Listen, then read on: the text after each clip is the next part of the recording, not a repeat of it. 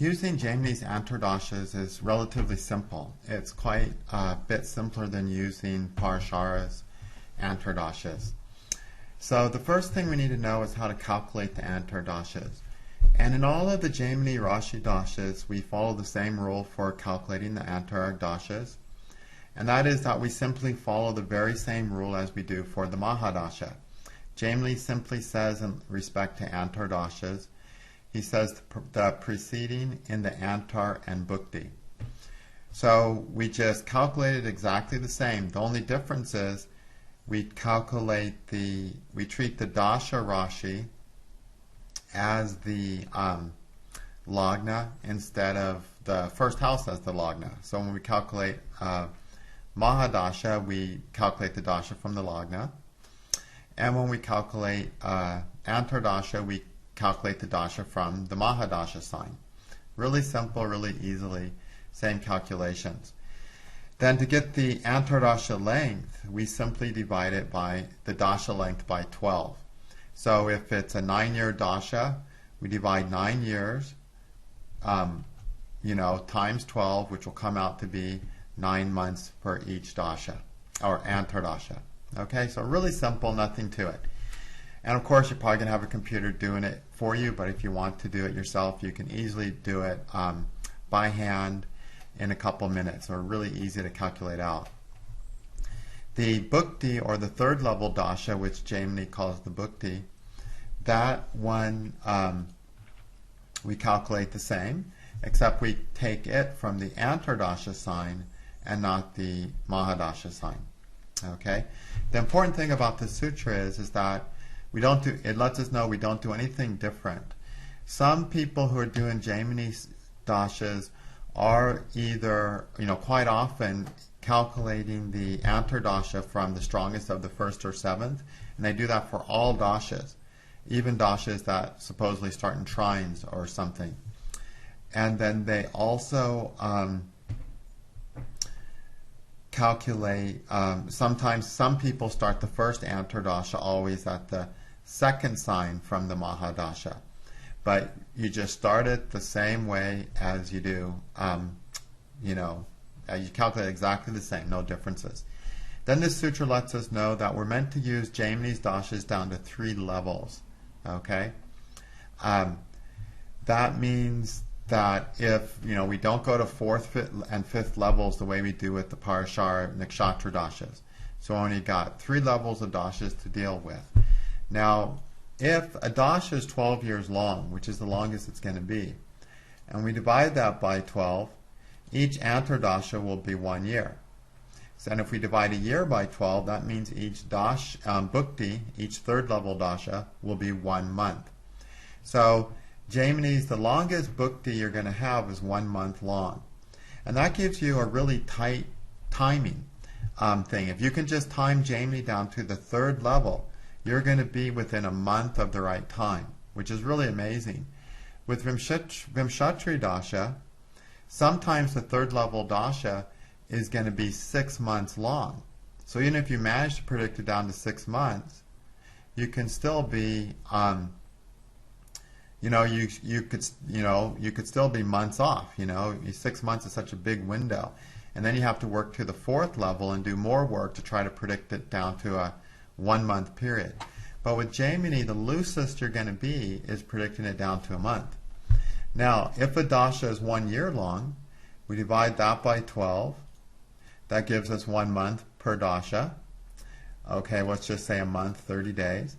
And if we divide the month by 12, we'll get 3rd level Dashas of 2.5 days. So if a Dasha is just a year long, the 3rd level Dasha is going to be 2.5 days long. So basically with Jaimini, the 3rd level Dasha is anywhere from 2.5 days to 1 month long, 30 days long. So it's really an easy way to get a narrow timing range down as compared to working with Vimshatri Dasha. Okay? And of course the average is going to be about a 15-day Antar, or 3rd level Dasha, Bhukti Dasha. Okay? Now, when it comes to reading the Antar and Bhuktis, there's 3 things that you're doing. First, you're going to be trying to time an event. That's what you're going to spend most of your time doing. After the event is timed, you might want to see the ups and downs within an event. So say a person might get a new job, but now it's about, they come in and they have some downs in the job, or they come in wondering when their job's going to be a little bit nicer, so they're looking for an up in their job. So you may have to look at that as well. And then the other thing that's very important is always looking for the important transition periods. And these transition periods may be periods of termination. Now, with Vimshatri Dasha that everyone's familiar with, the transition period is always at the end of the dasha. The last Antardasha of a dasha is the transition period. Okay? And therefore can be stressful, the time of loss. And the beginning of the next dasha is still sort of a transition period. But with Vimshatri Dasha, the last Antardasha is the dasha of a big shift. That's not the case with with Rasi Dasas. With Rasi Dasas, the shift starts at a different time. And we'll talk about that in a moment. So to start with, for timing the event, first we have to find when the event is indicated in the Rasi Dasha itself, which we've already done some practice with. Okay? So say, for instance, oh gosh, I wasn't even going to use this chart for anything like that. But let's just take, for instance, say this person's running the Dasha of Virgo. Okay? Virgo is holding the 6th Lord and the 2nd Lord, which is Mercury, and Mercury is exalted. So that can be a time for getting, financially being solid, 2nd house, and also for managing debt, 6th house. So that would be a big focus during the Dasha of Virgo for this person. Okay? And we know that would be a big theme in their life. How well is that theme going to go? Well, with exalted Mercury there and Jupiter Rashi aspecting it, there's going to be lots of opportunities and some good successes. But with Saturn Rashi aspecting it and Rahu Rashi aspecting it, there'll be times when Saturn causes the debt load to be a little too high, and when Rahu creates some unexpected financial troubles and stresses that, even with the best planning, there'll be some errors and some problems will creep in financially. So it's okay. Okay? It's average. Some good times and bad times. Now, when those bigger shifts are going to happen is going to happen, when the things happen more, is going to be based on when Antardashas have the same thing to say. So basically, we'd have to look at an Antardasha that has a 6th house connotation, a managing debt connotation. So debt is ruled by Saturn. So in Virgo Sagittarius, when they go into, Saturn will be there, then debt will become a big focus of the life, and paying debt and managing debt will become a big focus of the life. Okay, in Virgo Sagittarius.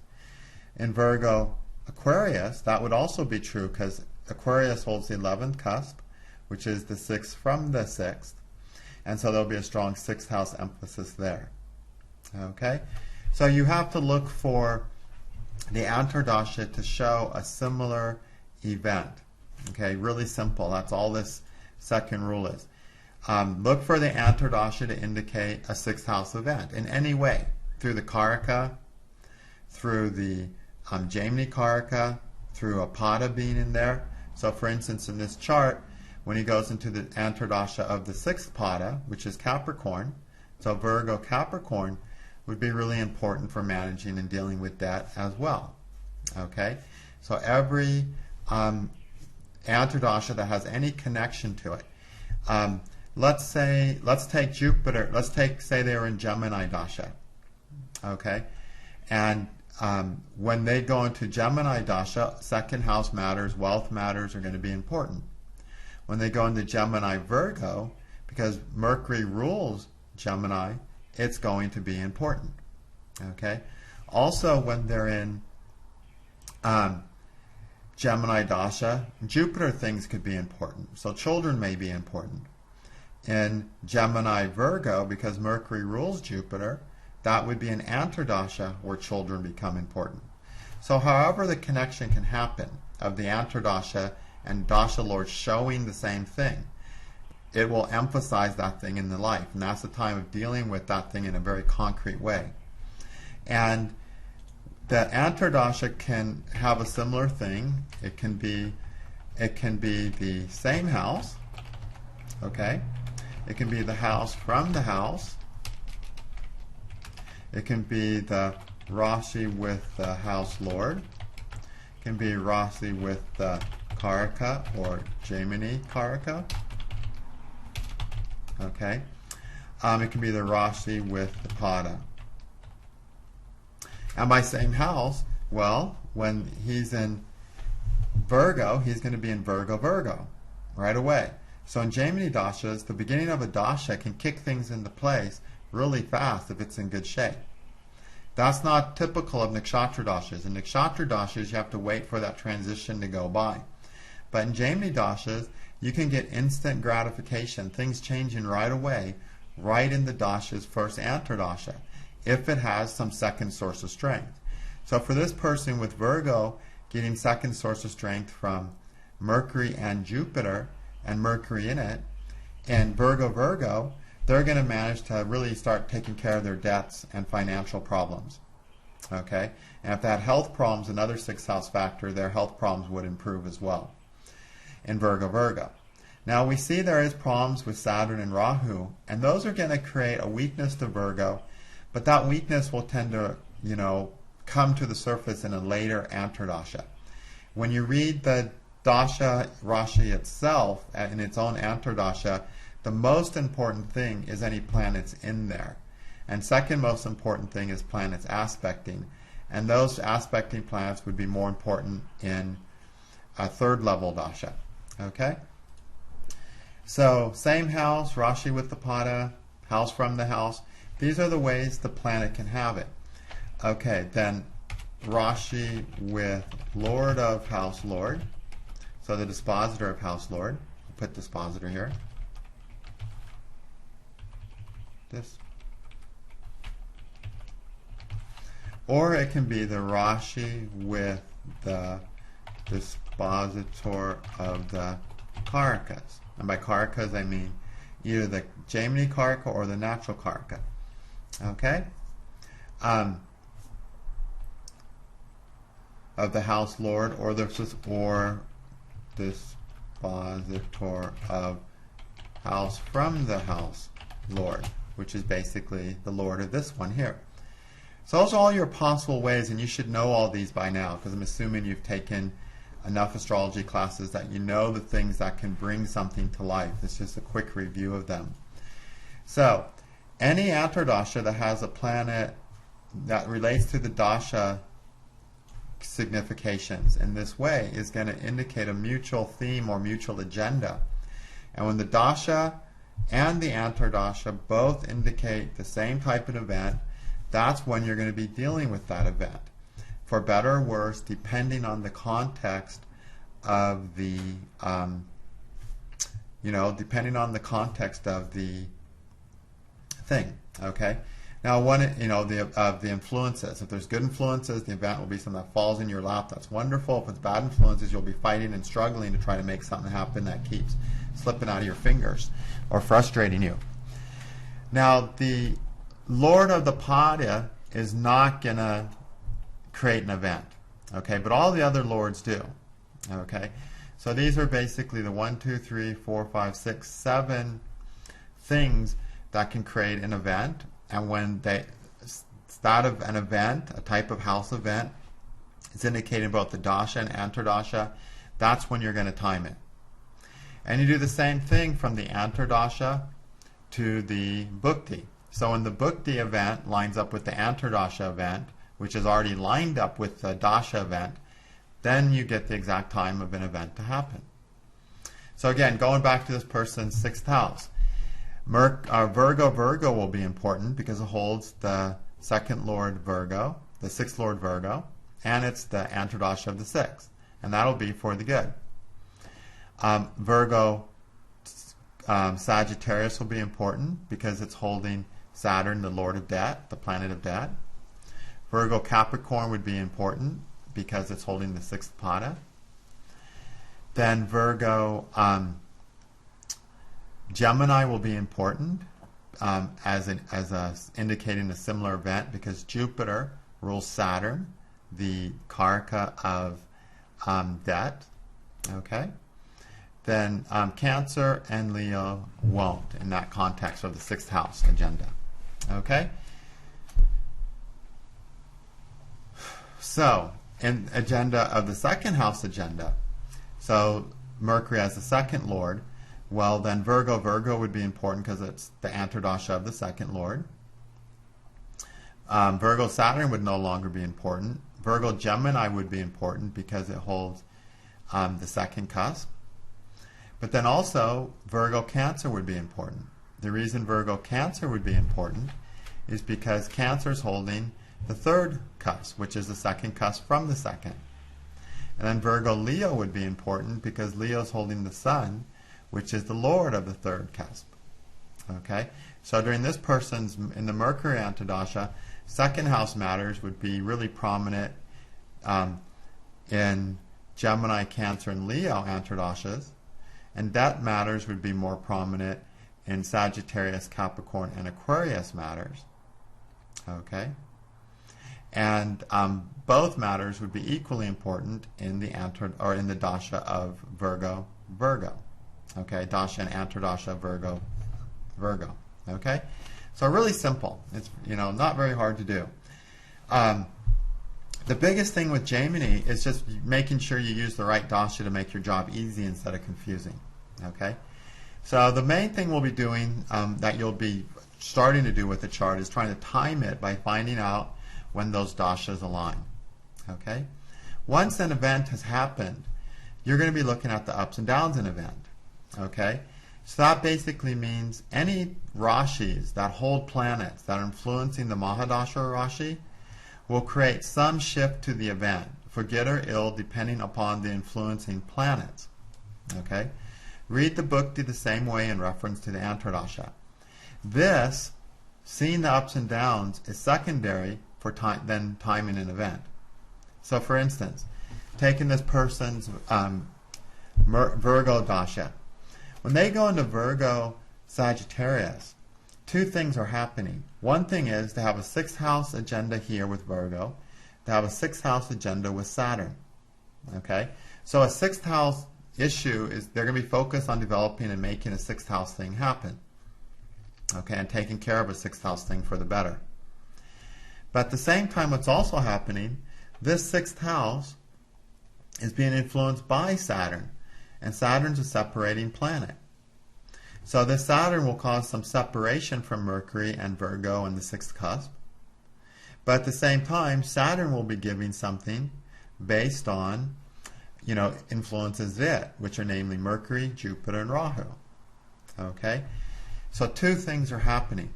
Now, the more important thing to look at is to look at the similar agenda of the Antardasha Lord.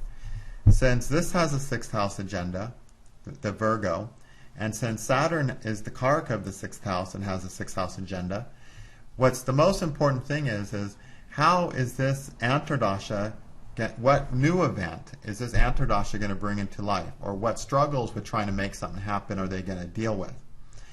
And this would be decent in this chart because Saturn's influenced by Mercury and Jupiter, who's also its lord, so it has a good, strong second source of strength. It does suffer from Rahu, Rashi aspecting the Saturn, okay? But it's still, so that's going to create some confusion, and there's going to be some things happen that are frustrating, unexpected, that cause them to wonder if they wanted to even do what they do. But overall, it'll be productive thanks to Jupiter and Mercury. So there'll be new opportunities that they are able to take to pay off their debts and improve their health and deal with other sixth house matters effectively. Not as good as expected or hoped for because of Rahu, but good enough. That's going to be the most important thing, is the mutual agenda between the Dasha Rashi and the Antardasha Rashi. The other thing that's happening is Mercury is the second lord, which are your possessions, and Saturn is Rashi aspecting, Virgo, where Mercury is. So in Mercury Sagittarius, Saturn will cause some separation to their possessions. It'll influence it to some degree. Because we've already seen that their possessions are boosted by Mercury's exaltation, helped by Jupiter's Rashi aspect to the second Lord Mercury, but then there's some separation of possessions due to Saturn, and separation, or not separation, but some, unexpected, undesirable surprises due to Rahu aspecting that Mercury sign. Okay? So, in Virgo Saturn, when it comes to the second house, Saturn's going to cause some separation to it, some distance, because he doesn't have a second house agenda. Okay? So the basic principle is, if the Antardasha has step 1, something that indicates the event coming to the surface, being created, come into their life, read the Antardasha as something that's bringing the same thing to life as the Dasha. And read the Antardasha to see how good it is. And that's the primary thing to expect. Okay? Now, they'll also, okay, so that's the primary thing. Then in respect to any agendas that the Dasha Lord has that the Antardasha Lord doesn't, the planets in the Antardasha sign give an up or down of the other things. So an up and down with Mercury second house things, because in this case, a separation. Okay? So that's the second thing to look for. Now, when you get something, like let's look at this Dasha here. When they go into Virgo Dasha, and they're in Virgo, things are going to start up really nicely because Mercury is exalted here. But this Rashi does have some problems due to Saturn, Rahu, and Jupiter. It's mediocre, or Saturn, Rahu, sorry. It's good because of Jupiter and Mercury. It's not good because of Saturn and Rahu. So it's okay. Mercury's exalted, which does make it a little better than average, but not much. Okay? When they go into Virgo, things are going to go really well. And they're going to go, oh my gosh, this is so amazing. And they're going to expect it to stay that good the whole time. But it's not. When they go into Virgo Sagittarius and Virgo Pisces, where Saturn and Rahu are, at that point, things are going to be less comfortable. Okay? And things will turn out to be not as good as they thought, and there'll be some lack and separation due to the Saturn. Okay? So sometimes something will start, and it'll start better in the beginning it'll be better than it's going to be later. And this would be indicating it because a really strong sign starts it. Okay? On the other hand, if something gets started by a weak sign, but there's some good influences to that sign, like let's take Sagittarius. Okay, let's say Sagittarius starts something for this person. Well, Sagittarius has some great strengths on it. Jupiter and Mercury, two sources of strength, and Jupiter is its lord. So that's a great Sagittarius from that point of view. But when Sagittarius first starts something, okay, it's not going to feel as good as it's going to get because Saturn's in it.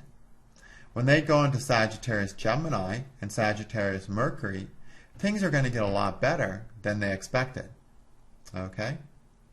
Even though the thing would have started in Sagittarius, thanks to Jupiter Mercury. But it would have started with problems, Saturn, and delays and separations.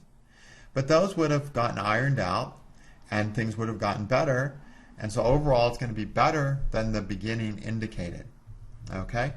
So you need to look at the Rashi itself when it gives something to say, oh, how good is this thing that's being given? And will it get better or worse? And you simply do that by seeing the influences. The influences in the sign are going to indicate the beginning, how that sign starts. The influences Rashi aspecting the sign will show the benefits or frustrations they get to as the dasha continues and comes to that Antardasha of that planet that's influencing the dasha sign. Okay? Now in a case like Virgo here, Virgo Sagittarius, well, that's going to impact sixth house matters. And any new sixth house matters that get started due to Saturn, Rashi aspecting Virgo, aren't going to be as good in Saturn, in Virgo, Sagittarius, as they're going to get later when they go into Virgo, Gemini, or Virgo, Gemini, basically, which is Rashi aspected by Jupiter. Okay, so two things are sort of happening simultaneously, but the more important is to look for that mutual agenda of the Dasha and Antardasha to predict, okay, this is happening. Now that it's happening, the next step is to say, okay, it's happening this good now, and it's going to get better or worse. And that's what we do for seeing the ups and downs in the events. And sometimes something will happen and there'll be a down at the same time. Or something will happen and there'll be an up at the same time. Okay, but the first analysis is always looking for that mutual agenda of that Antardasha Lord. That's the more important thing that's happening. Okay?